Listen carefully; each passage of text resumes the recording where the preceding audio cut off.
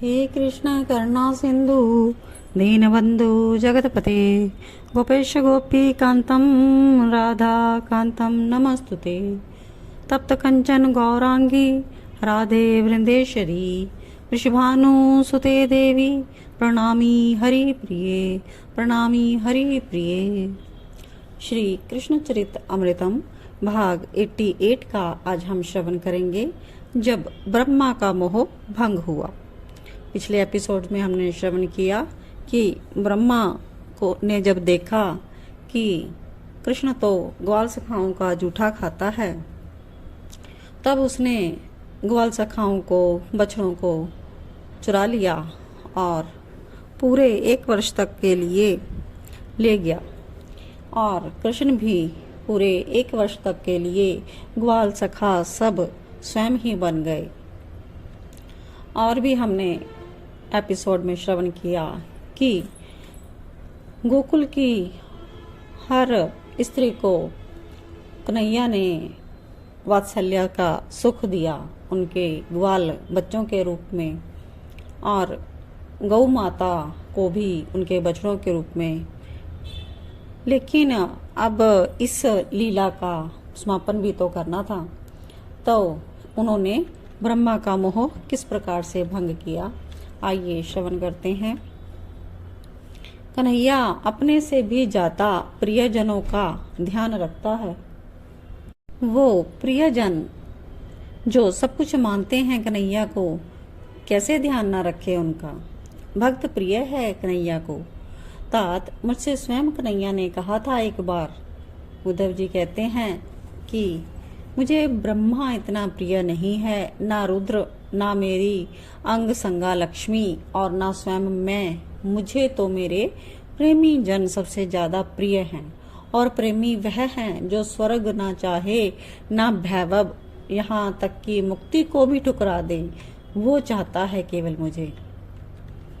तात ब्रह्मा का अपराध अक्षम्य है, क्योंकि 1 वर्ष तक उसने प्रिय ग्वाल सखाओं को ब्रह्मा ने दूर रखा, पर आज बुद्धि काम नहीं कर रही विधाता की। उनकी बुद्धि मानो जवाब दे गई।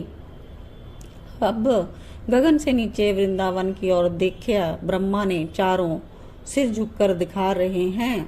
क्या ग्वाल सखा तो मेरे पास हैं, गुफा में छुपा कर आया हूँ उन्हें, फिर यहाँ कैसे। ब्रह्मा ने सोचा कहीं ग्वाल बाल गुफा से बाहर तो नहीं आ गए, पर ऐसे कैसे आ जाएंगे। हंस को उड़ाया ब्रह्मा ने और गए उसी गुफा में। देखा वहां तो ग्वाल बाल गहरी नींद में सो रहे हैं, माया का प्रभाव है उन पर। ब्रह्मा का चारों मस्तक चकराया, यहाँ है तो वहाँ कौन है। ब्रह्मा फिर चले वृंदावन की ओर, तो मार्ग में क्या देखते हैं, अनंत विष्णु चले आ रहे हैं सामने से।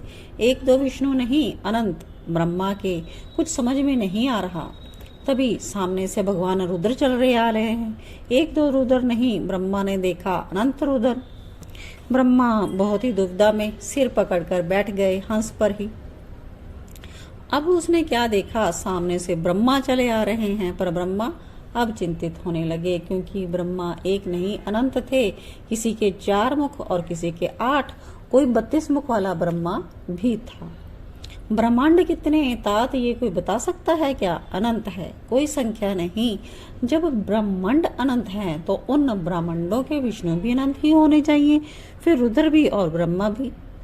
उद्धव कहते हैं कि घबराहट होने लगी ब्रह्मा को, ये सब क्या है। हंस पे फिर उड़े वृंदावन के लिए। वो वृंदावन में पहुंचे ही थे कि ग्वाल सखा अब कोई नहीं दिखाई दे रहा ब्रह्मा को। सब के सब कन्हैया दिखाई दे रहे हैं, ग्वाल बाल कन्हैया, बछड़े कन्हैया, सब कन्हैया। ब्रह्मा समझ गए कि ये परम सत्ता है। हम ब्रह्मा विष्णु महेश को जो उत्पन्न करने वाले हैं, ये वो परम अस्तित्व हैं, यही हैं वो। नेत्रों से विधाता के झरझर अश्रु बहने लगे। मुझसे अपराध हो गया, मैं अनंत की परीक्षा लेने चला था। अब ब्रह्मा डर रहे हैं उस नन्हे से कन्हैया से, पर वो मुस्कुरा रहे। उफ, उसकी हंसी। ब्रह्मा देह सुध भूल गए।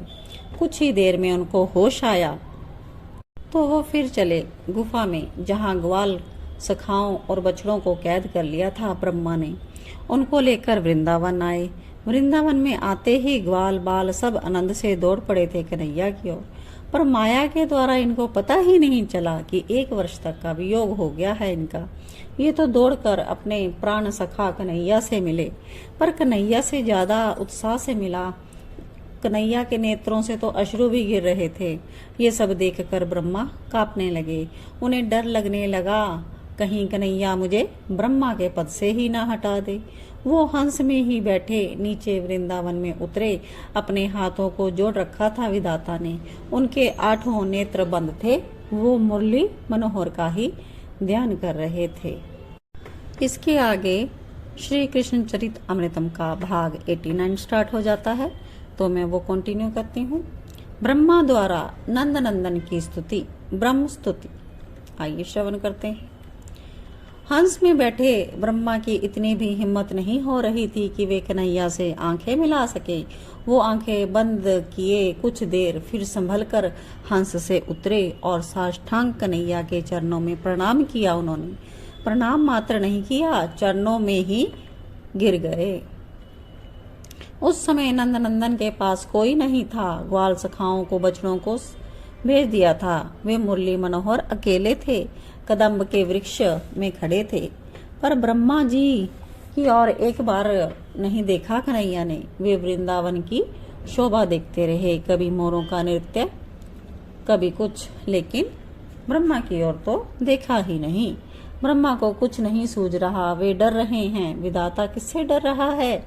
एक 6 वर्ष के कन्हैया से।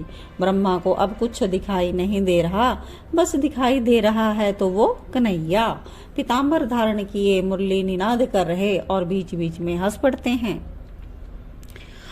हे नंदनंदन, आपके चरणों में मेरा नमस्कार है। ब्रह्मा स्तुति कर रहे हैं।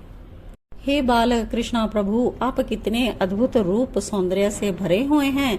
आपके हृदय में ये जो गुंजा की माला है कितनी शोभ्यमान लग रही है, और जो ये पीताम्बरी है जो वायु के कारण फहर रही है, उससे तो शोभा सिंधु आपका रूप दिव्या अति दिव्या हो गया।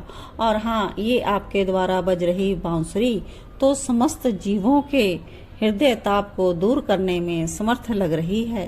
हे पशुपागंज, आपको मेरा बार बार प्रणाम है। ब्रह्मा स्तुति कर रहे हैं। ये आपका प्रेमावतार है। प्रेम में भला क्या विधि और क्या निषेध। मैं भी मूढ़ हूँ। इस बात के लिए मैं आपकी ही परीक्षा लेने चल पड़ा, ऐसे ही जैसे कोई बालक अपने पिता की परीक्षा लेता हो। पर आपको मुझे क्षमा करना पड़ेगा। क्यों क्षमा करना पड़ेगा? गुस्से में मुंह फुलाए हुए नन्हे कन्हैया ने कहा। क्योंकि नाथ, बालक जब अपनी माँ के गर्भ में होता है तब वो भी तो अपराध करता है, अपनी माँ को पैरों से मारता, पर माँ कभी इन अपराधों पर ध्यान नहीं देती। ऐसे ही आप भी मेरे द्वारा किए अपराधों को क्षमा करें।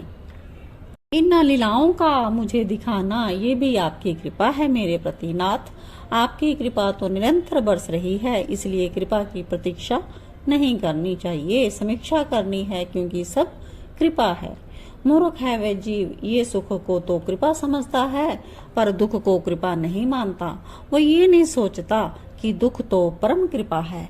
आपकी इस दुख से ही तो जन्मांतरों के पाप ताप हमारे नष्ट होते हैं, तब प्रेम के पुष्प खिलते हैं। ब्रह्मा जी स्तुति कर रहे हैं।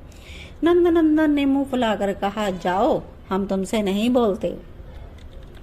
ब्रह्मा फिर उन ग्वाल सखाओं द्वारा सेवित चरणों में अपना मुकुट झुकाने लगे। नाथ, एक बात हम आपसे पूछ रहे हैं, आप उत्तर दीजिए। मुंह तो मोड़ते हुए कन्हैया ने कहा, हाँ पूछो। ये ब्रजवासी आपके सखा आपसे इतना प्रेम करते हैं, आप इनको क्या दोगे इसके बदले में? नन्हे सुकुमार ने कहा, तुमसे मतलब ब्रह्मा? नहीं, फिर भी बताइए तो क्या देंगे इनके प्रेम के बदले में? कन्हैया बोले, मुक्ति दे देंगे। मुक्ति देंगे? हंसे ब्रह्मा। मुक्ति तो आपने मारने के लिए आई पूतना को भी दे दी, उसके पूरे खानदान को दे दी, फिर वही मुक्ति इनको भी? प्रेम करने वालों को भी मुक्ति और द्वेष रखने वालों को भी? ब्रह्मा ने व्यंग किया। फिर हाँ, अपने प्रिय ग्वाल सखाओं की बातें सुनकर ये कितने प्रसन्न हो गए थे। फिर हम क्या दे ब्रह्मा? मासूमियत से पूछ रहे हैं ब्रह्मा से ही। बस भगवान प्रेम के बदले देने के लिए आपके पास कुछ नहीं, आपको तो इन ब्रजवासियों का ऋणी होकर ही रहना पड़ेगा। और ब्रह्मा भाविवार होकर कहने लगे, ना ग्वाल वालों की बातें मैं कहाँ तक करूं? इनके भाग्यों को देखकर तो मैं ही ईर्ष्या से भर उठा था। पूर्ण ब्रह्म को इन्होंने अपना सखा बना लिया, ये सौभाग्य किसे मिला है? ब्रह्मा रोते रहे, चरणों में गिड़गिड़ाते रहे, पर कन्हैया का हृदय नहीं पसीजा।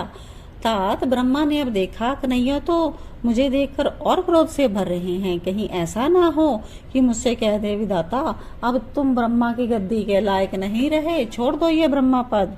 डर के मारे उठे ब्रह्मा और 3 परिक्रमा की, नंद नंदन की। पर 3 परिक्रमा क्यों? विष्णु, राम, कृष्ण, इनकी तो 4 परिक्रमा होती है ना? प्रश्न किया विदुर जी ने। उद्धव ने उत्तर दिया, डर गए थे अंदर से ब्रह्मा। उन्हें लगा कहीं मुझे ब्रह्मा पद से हाथ ना धोना पड़े, इसलिए मात्र 3 परिक्रमा देकर ही भागे। और विदुर जी हंसे बोल उठे, नंद नंदन आपकी सदा ही जय हो, नंद नंदन आपकी सदा ही जय। जय राधे जया राधे राधे, जय राधे जया श्री राधे। जय कृष्णा जया कृष्णा कृष्णा, जय कृष्णा प्यारो श्री कृष्णा।